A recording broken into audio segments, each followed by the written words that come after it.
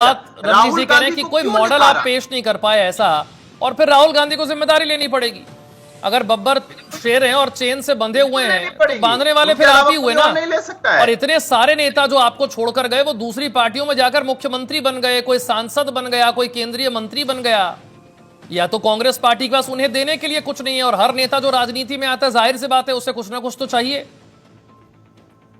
विशाल जी, आज की दौर की जो राजनीति है उस हिसाब से मुझे लगता है कि राहुल गांधी इस सारे राजनीतिक दलों में पहले व्यक्ति हैं जिन्होंने अपनी कमियों को स्वीकार किया है। बाद बाकी कोई भी हिंदुस्तान का राजनीतिक दल ये स्वीकार करने को तैयार नहीं। दूसरी बड़ी बात, तो अभी आप मॉडल की बात कर रहे थे कि साथी हमारे बता रहे थे भारतीय जनता पार्टी का मॉडल।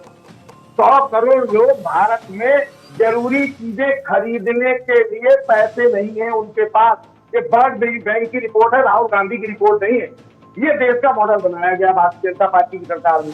किसानों की आज 2022 में दुगनी हो रही थी। किसानों की पता है, और हमने भी देखी है। कीले घुसेड़ दिया टायर में, नहीं आने दे रहे, दिल्ली में नहीं घुसने दे रहे। आप मॉडल की बात करते हैं, कौन से मॉडल की बात करते हैं? देश की 80 करोड़ जनता राशन ले रही है, दुनिया भर की तो बातें हो रही। सबसे बड़ी चीज विशाल जी जो मैं बता दूं, राहुल गांधी ने बड़े बड़े राजनेताओं को सड़क पर पैदल चलने को मजबूर किया, रेलवे स्टेशनों पर पुलियों से मिलने को मजबूर किया, लोग सब्जी मंडी में जाने लगे। राजनीति राहुल गांधी कर रहे हैं, जमीन से जो हर व्यक्ति से बात कर रहे हैं। आप तो कौन से आदमी से बात कर पा रहे थे? मुझे लगता है कि पहले, जैसे मैंने कहा कि राजनीतिक दल में पहले राहुल गांधी है जिन्होंने स्वीकार किया कि हमारे अंदर कमियां हैं। कोई राजनीतिक दल स्वीकार नहीं करता। जो आपने एक सवाल किया था जंजीरों में दिख रहे लोग, तो जंजीरों में जो मैंने पहले कहा कि हर प्रदेश में कांग्रेस के 2 धड़े हैं।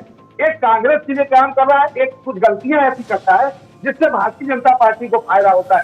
तो ये वही लोग हैं जंजीरों में जकड़े हुए जो भारतीय जनता पार्टी के लिए काम करते हैं, या भारतीय जनता पार्टी जिनकी मूर्खताओं से अपना भला कर लेती है। तो निश्चित रूप से इतनी बड़ी बात कहकर राहुल गांधी ने बताया कि हमने कमियां हैं, कोई राजनीतिक दल इस तरह की बात नहीं करता है।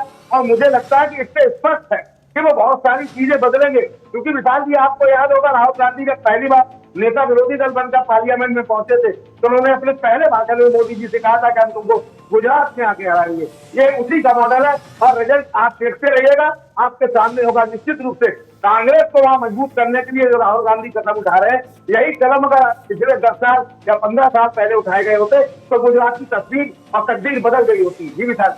ठीक है।